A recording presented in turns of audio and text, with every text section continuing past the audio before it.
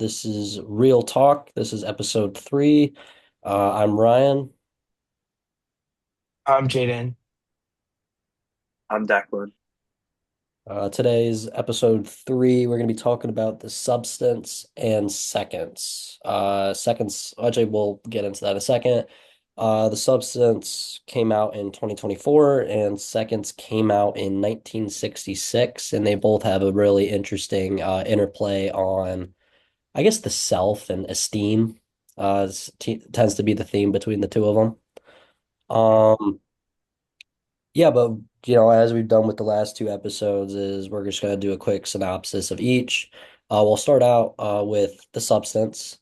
The Substance came out in 2024. And the plot, going into this, I had like no idea what this movie was really about. Um, and I wouldn't say I was pleasantly surprised because honestly, I was kind of disturbed by the end of it. But um, I was surprised. We'll say that. But yeah, the substance basically is about this woman named Elizabeth. She's, dealing with aging and losing like her relevance because of her age, and she does like hot yoga.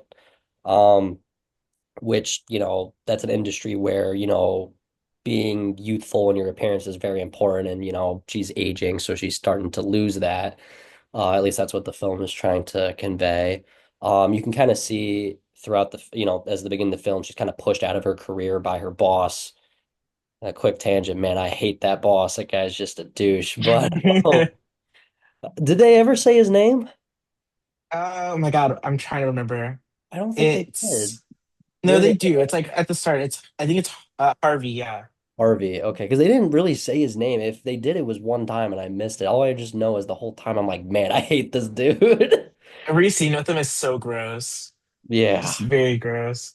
Yeah. But yeah, sorry about the tangent, but going on is, this kind of pressure being pushed out of her career, she tends to try this like experimental drug from this one guy at the doctor's office called the Substance, where, I won't get ahead of myself yet, but it's called the Substance, this experimental like drug.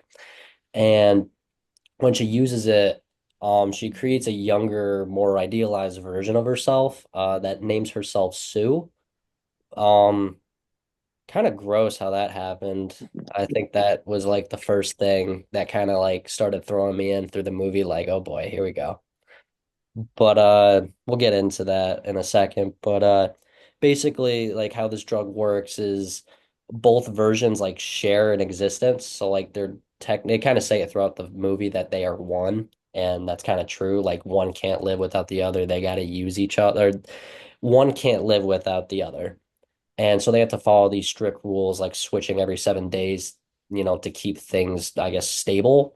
And by that switching, it's like one person's unconscious for 7 days, the other one's doing their thing. And they got to switch that every 7 days. At first, it kind of worked out. Sue is thriving and she gets, attention and success from this hot yoga studio. And Elizabeth just exists on the bathroom floor. But as the movie goes on, the balance that they kind of have, well, I wouldn't even call it balance. It's really just someone, passed out for a week at a time. But kind of things kind of go bad, and Sue begins to take more time than the 7 days by taking more of Elizabeth's, I guess, spinal fluid. um and basically every time that Sue is over this 7 day limit, Elizabeth's body becomes like physically debilitated, or she starts deteriorating in like kind of gross ways. Gets really gross by the end of the movie. um but as this, kind of continues where Sue begins to take more time and Elizabeth kind of just starts wallowing over it, their identities kind of feel like more two separate versions rather than one. And they kind of become competing for control. I mean, I don't, I guess you could say that more of a sense, and Sue is just being more of a douche and being more and more selfish, and Elizabeth just begins to be more of a pushover, but we'll get into that. The film eventually just escalates into this giant like full body horror thing where Elizabeth just looks like the Hunchback of Notre Dame, except like way worse and uglier. Uh, and basically what happens is Sue like basically becomes like super dominant and detached, and she basically just takes so much spinal fluid from Elizabeth, where Elizabeth, is debilitated and she wants to cancel, like the drug. And so she eventually is about to terminate Sue by like injecting her with some lethal substance. And eventually Elizabeth kind of just has a meltdown and is like, oh no, I need her though, which that bothers me, but we'll talk about that in a second. Uh, and basically Sue is like enraged finding out that Elizabeth tried to kill her, almost did, and just kills Elizabeth. And then eventually, Sue just like begins to fall apart in a really gross way because she doesn't have any more spinal fluid from Elizabeth to use. And she then tries to inject herself with the substance again. And then a giant gross monster, comes out of Sue. And then eventually we'll skip a few details, but eventually the monster pretty much just blows, it just dies. It dies. And by the end of it all, Sue, Elizabeth, the monster, they're all dead. Um, and all their reputations were tarnished pretty much. But the main I guess lesson of the movie is just that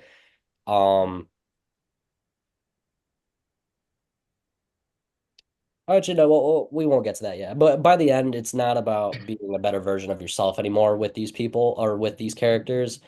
It's basically like now they've become like their own identities and they kind of just lose control and self-destruct pretty much. And that is kind of one of the themes we will be talking about a bit. But I've been talking a lot. I guess what do you guys thoughts, opinions? What do you guys got? I'll say like for me, this was of the leaks that we were watching. This is the when I was looking the least forward to.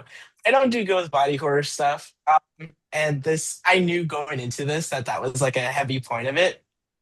But I don't know, like it's so obviously it's like it's good. It's just weird. Like it's a very weird movie. I think that's what like it's weird. It's grotesque, and that's like it's a lot of like placement on like grotesque scenes. I'm not gonna like dive into them fully because I'm sure we'll like discuss them as we talk deeper about it. But like I think like obviously I feel like in our current like time since it's a recent movie, it feels iconic to me. And because I see like the memes and jokes and like the jokes about like respecting the balance and stuff. But I feel like it's weird. That's all I gotta say. It's weird. It's it's weird. Yeah, I think if I had to describe the substance in one word, I'd probably say loud. It's definitely like very colorful. It's very gross. It's very gory. Everything that the substance does, it does to the highest degree. And I think that imposes a nice juxtaposition between like how fantastical and like grand all like the cinematography looks between like the theme of self-deprecation and having that like thinking uh having like a negative self-image of yourself. No, I did enjoy the visuals a whole lot. I think they did a very good job with like emphasizing different focuses. Um I think toward the second half of the film when things start going, bad and that balance isn't being respected by Sue or Elizabeth, you almost like felt it with the music and the camera angles and just how the different aspects and movie elements that they're using, it kind of like got that like you got emotional, I feel like, and at some points in the movie. Like I know there was one scene in the film where Elizabeth is making food, just a ton of food, and Sue is like on TV. this is all me. Oh, I did this. This is, all that. And Elizabeth was upset because, Sue wouldn't exist without Elizabeth and all that. And, Elizabeth's like basically having a mental breakdown while cooking food, watching Sue pretty much disregard her. And that entire like set of scenes, I was like kind of on the edge of my seat almost because I was like, oh my gosh, what's gonna happen? What is she gonna do? And that was just because of all the music, the drama, the colors, uh camera angles too. But yeah, that's just me though. Yeah, I definitely like the visual aspect is like it's very stark. Like it's very as you said, it's very loud. Like the only thing that was kind of like weird to me, I guess not weird, but like I her bathroom just like in my head does not match the like the design of the bathroom didn't match like the architectural style of the rest of the apartment. But other than that, it was like still like very like the design of it felt like very sterile, which is like I don't know, it made it like more odd. Like everything felt odd from the jump even. So I like yeah, I guess that. Yeah, Yeah. the bathroom, I immediately thought how it looks like a what is it called when the crazy like when isolation for inmates in a prison, like those giant white rooms, and you got to Oh, go solitary confinement. solitary. Yeah, it looked like a solitary confinement room, and I thought that was kind of funny because that's the first thing I thought when she was in the bathroom in the beginning of the movie, and then I kind of found it funny because as the movie went on, I'm thinking, dude, she's crazy. You know, like Elizabeth, I remember like she was about to go on a date with Frank was his name? Hmm. Or Fred. I think it's Oh, Fred, right? Fred. Fred. And But let me she check before you keep saying it. I'm yeah, like pretty but sure it's Fred. this guy and then she has this whole mental breakdown in the bathroom Yeah, and it's Fred. it's Fred. It's like, Yeah. dang, she's crazy and she looks like she's in a solitary confinement cell. So I don't know. I just wonder if the, director happened to do that on purpose. Yeah, I've seen the director's other film. It's a movie called Revenge about a woman who takes revenge on her rapists, and the cinematography is definitely something that sticks out in both movies. Revenge also has a lot of very like bright colors and is very intentional with its cinematography and how it shoots things and whatnot. Okay. I guess one of the only thing, I mean, not only thing, but I guess one of the things that just really bothered me about the film is like,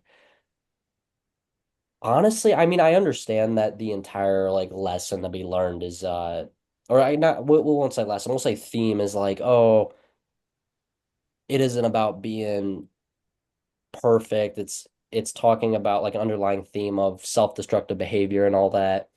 And honestly, the whole time I'm thinking when it comes to Sue, like, damn. I guess if I didn't watch the whole movie, I'd be thinking, yeah, young people are just not very good at decision making and long-term planning, Because like I just felt like Sue, which I mean, maybe that's, it is part of the movie, self-destructive behavior. She wants to do stuff, and the only way to be around longer than 7 days is to use more spinal fluid, which causes problems. But um I don't know. The whole time I'm just thinking of Sue as like, oh, this is just your average, just teenage girl that this spoiled teenage girl that, you know, doesn't really think long term. But I understand that that isn't the main point of the movie.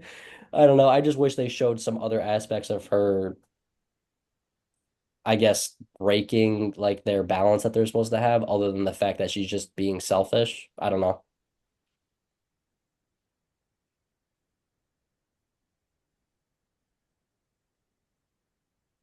Okay, but I guess we'll go into the second movie seconds. So Seconds is a 1966 sci-fi thriller. it shares similar themes to the substance in the sense that somebody undergoes a procedure to make themselves an entirely different person. The movie begins at a train station where our main character, whose name is Art, he is walking through this train station and somebody comes up to him with a piece of paper with an address on it, and that's sort of what sparks this whole kind of uh, roller coaster, I guess, is so immediately he becomes enthralled with the mystery behind everything.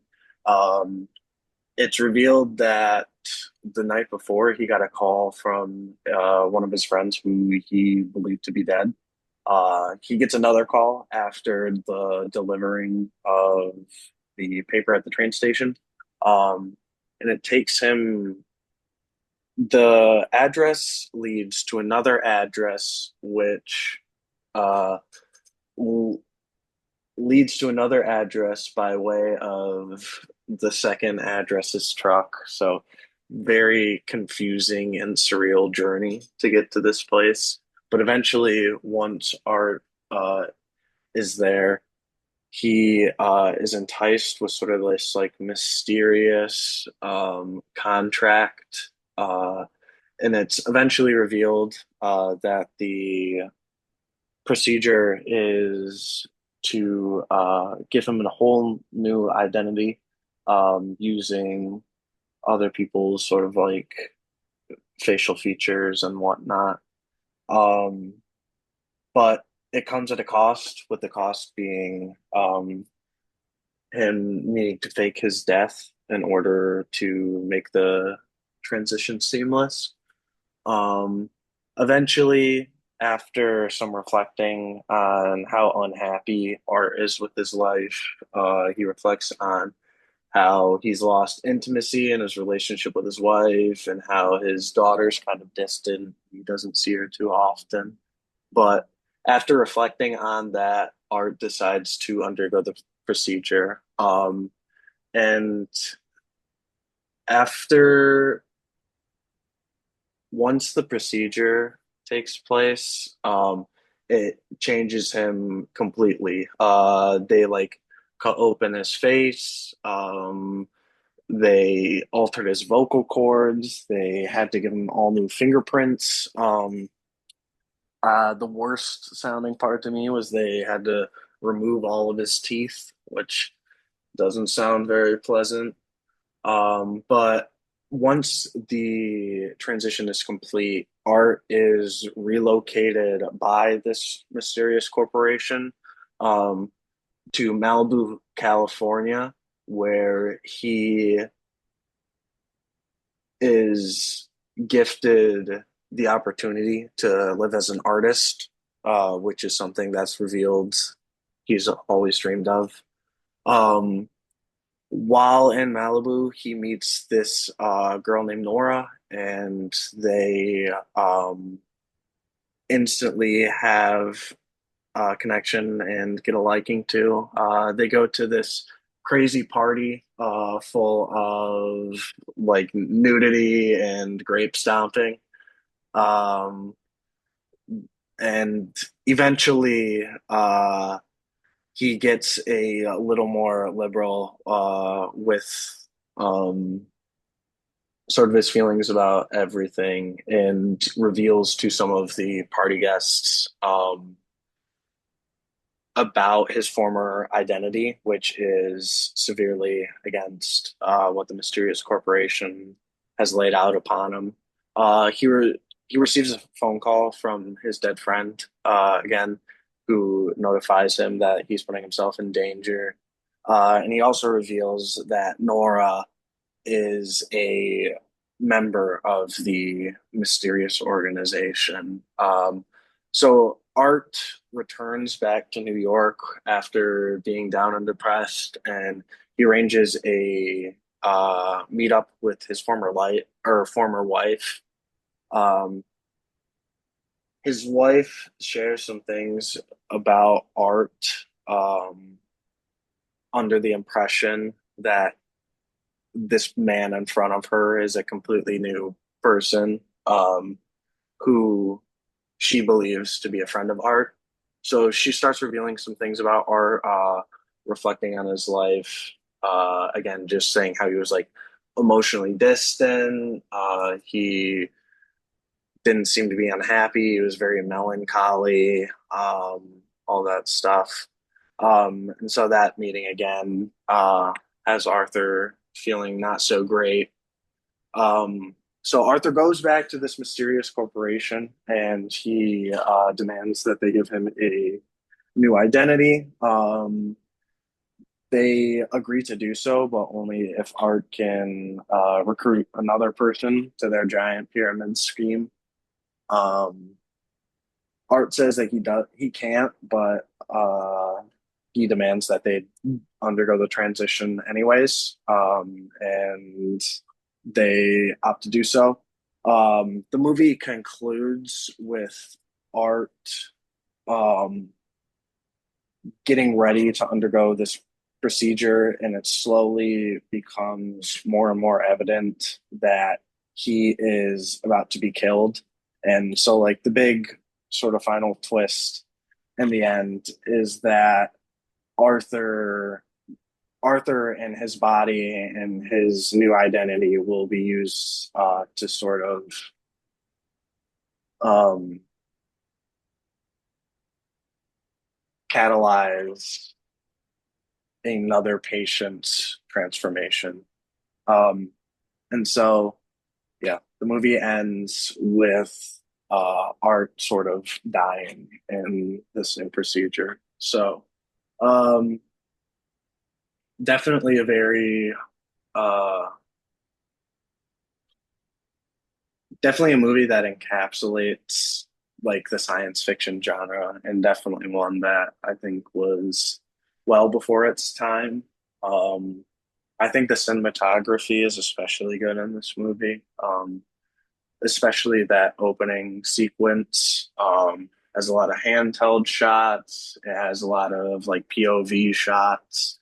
Has a lot of shots like looking at the eyes of um, sort of these mysterious figures of the organization. And so, yeah, it was definitely a movie that I enjoyed quite a bit and one that I thought was ahead of its time, but definitely one that I also thought was very surreal, um, and was definitely weirder than I thought a movie from 1966 could be. Yeah, I mean, on that note, I mean, with the time of the movie, 1966, that's old. Or at least that sounds old to us, maybe. I Oh, mean, it's all. yeah, I mean, I've never watched a movie like that old. And honestly, I came out of it and I'm thinking, honestly, that wasn't bad. That was actually pretty solid. Like, I've never heard of the seconds before we decided to watch this, so I didn't really have any expectations, but I was pleasantly surprised, honestly. Yeah, I find it really interesting just that it's that old. Like I agree. I'm probably like I can count on one hand movies I've seen from like this year or older in like my entire life. So like this is just completely different. I feel like okay, I'm not gonna like I don't know. Arthur as a character is an interesting like case to me. More so in the sense of like his um, I don't know, like his whole reason for like deciding to go back, you know? I feel like it's kind of, it was only one mistake he made, and then he just chose to basically give up and like restart. Which I don't know. I guess that says more about his like. It's kind of like a pair. I don't want to say parallel, but it's like consistent with his character in a sense because he's giving up on his life. That's like his original life is pretty okay. I mean, he's not fulfilled. He's like not happy in it, but like in terms of like successes and stuff, like he's definitely has them. So like it kind of. I don't want to. I don't know if we're gonna like. Should we like start comparing them now? But I kind of like feel like that's like a similarity in the sense like they are both living pretty content lives, all things considered, but it's like their personal unhappiness is what's fully driving them. Which I guess that gets more into the themes that we're covering. Yeah. I mean, if we want to go into that now, we can, if you guys are down for that. It seems like Sounds good. tends to keep popping up. We're like, oh, we're gonna talk about this later. So Yeah. later now, yeah, I guess we could start with the first theme. Definitely both films go into they both play on insecurity and self-perception for sure. I think both characters, at least main characters in both movies, I guess in this sense, Elizabeth for main character in The Substance, and then obviously we got Arthur. Both of these characters aren't just like randomly choosing to change their lives. They're kind of reacting to something deeper where they're not just changing an external thing, like they're being completely replaced by something new. Yeah. It's like they go for like a drastic change. I think it really highlights like their major dissatisfaction in both of their lives for sure. At least that's what I was like seeing it as representation of. Yeah. I mean, like knowing how, just taking the word of thinking of insecurity and all that, it's like, you're in middle school and you're insecure because you got made fun of for wearing all neon clothes, right? And then you're next thing you know, you're not doing that, right? Very small change. You're still you, you're still doing your thing. Both films kind of take that to the extreme, like, oh yeah, my name's not or actually no, this is Sue. Sue is a completely other person and Elizabeth is sitting in the bathroom unconscious. You know? And Yeah, I mean with her back split open too. yeah, I don't know. My quick tangent, I think it's just because I'm a very literal person and a lot of like the science in the film, like I mean, when I say science, I use it very loosely, just I guess realistic. But then again, it's a drug that makes a whole different person. So I guess the film wasn't meant to be realistic in general, but the whole time I'm thinking, dude, she should be dead. Yeah. I no, I was thinking Jim like no spine? Like how's this how's it even like still like thin up, And the amount Like of an empty spinal bag. fluid, the amount of spinal fluid too. I'm thinking we don't have that much. Honestly, that one tube, the very first week of them using it, that should have been it. She should have been empty after that. And I'm like, all right. But then again, it's not like the film was trying to be scientifically accurate. It just a lot of the time I was just like that, no, that would not happen. But, sorry, off of that tangent, back to insecurity and self-perception. Um, yeah, I think definitely both films take that idea of changing to the extreme of erasing or replacing the entire aspect of yourself and almost plays into self-destructive behavior, which, yeah, no, that's another thing we will talk about later, but might be a little too soon to switch topics. But I don't know if Declan has anything to say or not. Yeah, I think that insecurity really is the fatal flaw of both of the protagonists in the film, and that's sort of what uh, I draw the most similarities between the two. Too. I think that their insecurities coming from the same but different places. I say the same just because is to do with that like self-perception and like negative self-image, but I definitely think that in the substances case with um, Elizabeth, it's more of that outward perception, uh, whereas in seconds, it really just felt like Art was just like very depressed.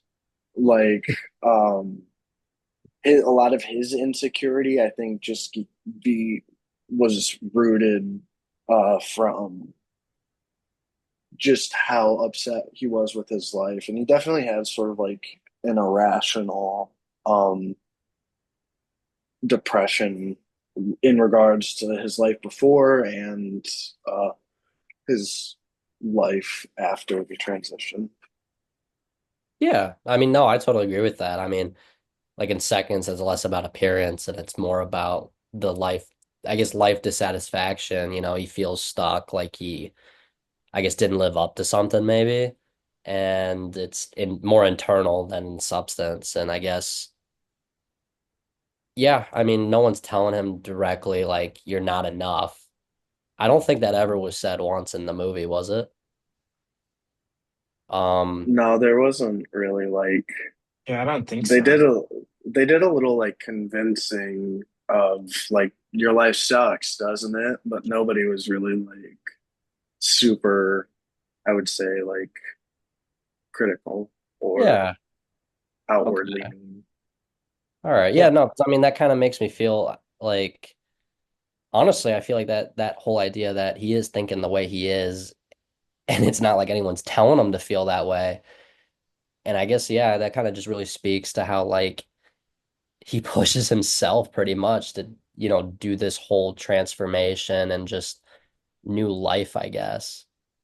Yeah, I like when I think about the two in comparison, it's like Elizabeth as a character is like a public figure, and like I feel like the thing that really like sticks with me is like the whole opening scene, and I guess the like it mirroring at the end, but mainly the whole opening scene of like the star on the Walk of Fame and how it's like glittery, and then it's like people just spill stuff on it, like it's kind of like her visual of like her idea of her own life. It's like I'm not obviously you can't see what's in her head while she's watching the like the substance clip or whatever, but I'm like in my while I was watching, I'm like I'm assuming like that visual that we saw at the beginning is what she's seeing. Like it's like this like she was like the star and it's like a fading thing versus Art who's like he's effectively a nobody. Like not in the like he's successful, yes, but in the sense of like he's like just a more of a normal person. He's So a his like normal Joe. insecurity comes you said what? He's a normal Joe. Yeah. His insecurity comes from within, like a lot more than hers, where hers is people around her not giving her like what she used to receive, like the like reaction she used to receive from her presence is like what fuels her insecurity. So it's like they both are insecure, but it's like they come from two distinct places. And also there's like the major point of to be I'm not saying about Elizabeth being like a woman and like the whole a lot of the story like a lot of placement on like the age of a woman being a major point of her transformation and the subset as a whole. But still it's like she is a woman, she's getting fired because she's considered too old for her job now. Like that plays a whole nother part in comparison are just being like a man. Yeah. Still, it's like I feel like the insecurity aspect being from a slightly different source is what makes it so interesting to me first. Yeah. No, I guess yeah, I didn't really think of it like that. Yeah. I mean, I guess, yeah, no, I really got nothing to add on to that. That's actually really, that's well said. Unless Declan has anything to say, I have no idea, but Okay. No, I think we can probably segue into our next topic, um, which we touched on it quite a bit in discussing that first topic. But self-destructive behavior was definitely something that was also at the core of these movies. And I think that comes as a byproduct and a cause of that insecurity that we previously mentioned. Um, but I'd like to hear what you guys have to say. yeah, I mean, definitely both films had a strong connection of self between, regarding self-destructive behavior. Um, I thought it was kind of funny, both characters were given the opportunity to, supposedly improve their lives. And that opportunity eventually is what hurts them in the long run. But I guess what was kind of interesting with both somewhat is that the the bad part or this destructive bit wasn't immediate. Both decisions almost felt I use almost very seriously because it's not, but almost justified. Like you understand why. We'll say that. Um, Mhm.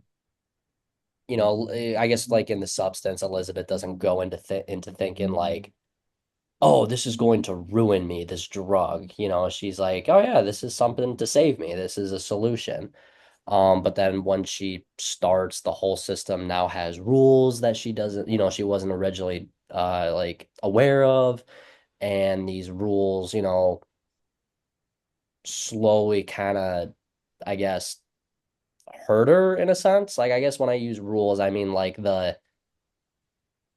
I guess yeah, the rules that have to be done so that she doesn't wither away pretty much. And Mhm. um and I feel like that's kind of when that self-destruction kind of happens. It's not the substance itself, it's just how it's used, which unfortunately that's kind of how drug use works, any kind of heroin or opioid user. I mean, that's kind of how it works. Or not heroin, but opioid user or addict. I mean, I could tell you probably a good amount started out with just having opioids for painkillers because they were in pain, and then couldn't stop. But yeah. I feel like though in the sense of the substance, she could have Elizabeth slash Sue could have technically maintained the balance and all would have been fine and dandy, but it doesn't. And I guess kind of that desire to stay in that better version or to stay the better version or kind of I guess for Sue to kind of remain is what kind of causes stuff to go haywire. And I feel like that all kind of, with that regard, dwells down from selfishness. But I think ideally, the substance is the only, compared to the seconds, is a behavior that could have not been self-destructive. But that's a me opinion, I guess. I feel like when you like think about the concept of this entire thing, I feel like it like it's someone who would choose to do either of these options is already someone displaying self-destructive tendencies. In the sense of like you're willing to like remove this aspect of yourself rather to like live a life different from your own. But I feel like the expectation is that it will lead to its like natural endpoint. Obviously, the visual representation of that is what's unexpected. But like someone who's willing to spend like a prolonged period of their life, effectively the rest of their life, like, literally having a hole down the back of their entire original body and having something crawl out of them. I mean, they don't know it's gonna be like that when they started, but still, it's like the choice to like eliminate the current version of yourself and replace it with a new version of yourself is in itself like destruction.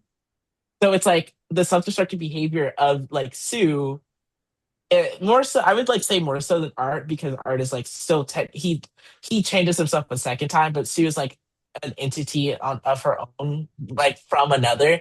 It's like her like the self-destructive behavior of like her choosing to sap more and more of Elizabeth's like life. I guess it's not her life essence, but for simplicity, I would say that like her life essence was expected to me. It's like a gross, obviously, but it's like I don't know. I was not shocked by it. I just think that it's like it goes hand in hand with insecurity. I feel like it's I don't know. It's like plastic surgery is kind of like I that's a whole nother conversation of the ethics of plastic surgery in terms of like the mental like effects of what plastic surgery does to a person. But I feel like the self-destructive nature is like so hand in hand. It's just pushed to the extreme in this in like both these films. I feel like not seconds. The substance is even more so the case because of its more like modern and like it's a very recent movie and it's talking about Hollywood in a sense and like that whole nature like plastic surgery is always a common discussion in that instance and it's people talk about what people have gotten done and that's based on insecurity and then it leads to like somebody sometimes celebrities look completely different than they looked when they first showed up and it's like it's like a destruction of their original image. I don't know, I feel like they're like interconnected heavily in a sense, but from the jump they're self-destructive behaviors, so I don't know. Just really quick, just because I completely forgot to mention this with the seconds and the plastic surgery. Um, Apparently that was like real plastic surgery that the director filmed. Like he would just walk into his buddy's like doctor's office, who was a plastic surgeon, and just like video record the procedure, and like some of the clips from in the movie are like actual like plastic surgery stuff, which I thought was pretty interesting actually. But sorry, that's a weird tangent. I just remembered that. I mean, it is cool. I wonder, like back in the day that I'm saying the '60s was literally like what 60 years ago. Oh my God, it actually was. Yeah. As of this year, this movie is 80. No, I can't count. 60 years old. Yeah, Like, it's really so I wonder how that worked back then. Like, did they do, now it's like a million different waivers if you were to do something like that. But like, I guess like they would have known, like, oh, I'm getting recorded, right? But it might have just been like, we tell you you're getting recorded and you choose not to or don't. yeah, I don't know. All I know is like I remember like I read somewhere online where like the director was walking around and then some random person came up to him saying, "Oh, hey, I worked for you." And he was like, "Oh, were you an actor or something?" He was like, "Oh no, I was one of the people who was getting plastic surgery done and you were recording me." So I thought that was pretty funny. But yeah, I mean that definitely it says to the time though. But yeah, I have no idea how that would work, but it's cool. Um I don't know if I would like that, but I mean, I would assume that if you did now, you get paid at least something. yeah, I don't know. It's a good question. But yeah, I feel like, mm, yeah, I mean, self destruction is kind of just like in the nature of the films, but I think that it's so heavily tied to insecurity, and in the real world, it kind of is too. Like everyone has their own opinions on plastic surgery. I feel like people should do whatever they want to do. There's obviously, you have to feel a certain way about yourself to change yourself in a sense. No, I agree with that for sure. I think that's very well said. I don't know if Declan has anything to say about this topic before we move on. I'm all good to move on. I feel like you guys have got a pretty good handle on it. I definitely think plastic surgery is something, and the ethics behind that is definitely something that both of these movies take into great account. Yeah. All right, well, I guess we'll go into do we want to do aging?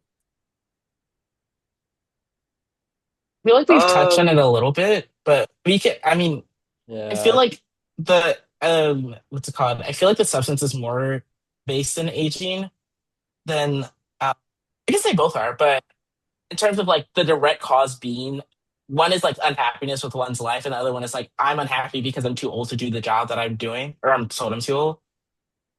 Right.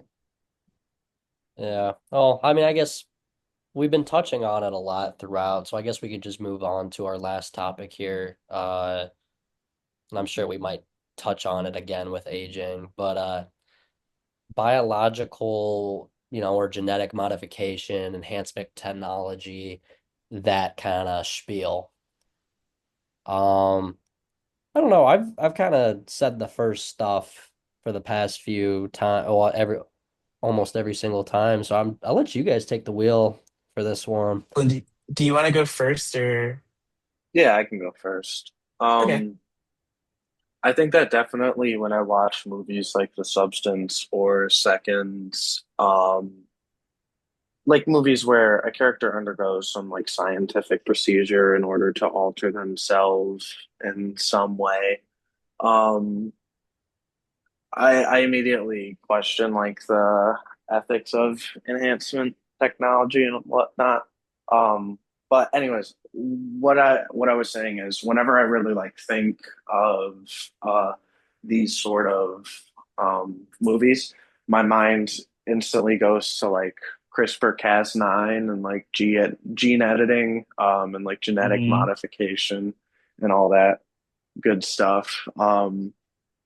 And I think it's like poignant because like with like, recent developments like and stuff like that, like this sort of stuff is becoming more and more of a reality in a sense.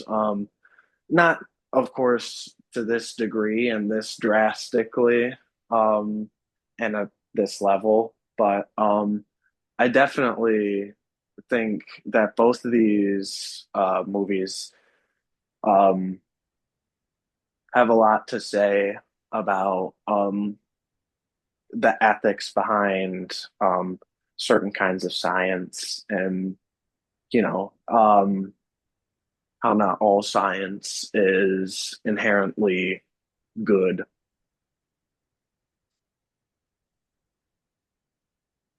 Yeah, like definitely agree.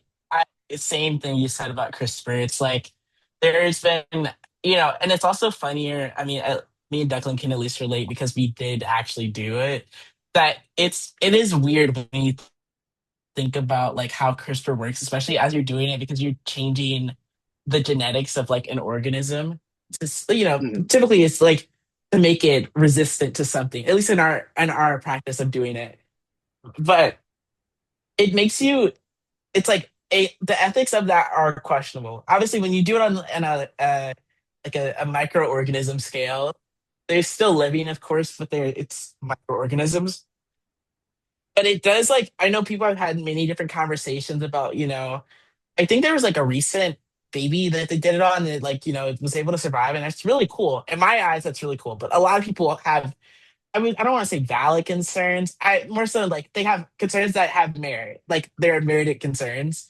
With it, I feel like the films definitely like represent the extreme version of like those ideas, which I feel like most films, especially if a film has a concrete like story to tell or like an idea to like produce, it's going to heavy-handedly give you that metaphor most of the time for you to really stick with you. So I feel like films typically will go to the most extreme amount.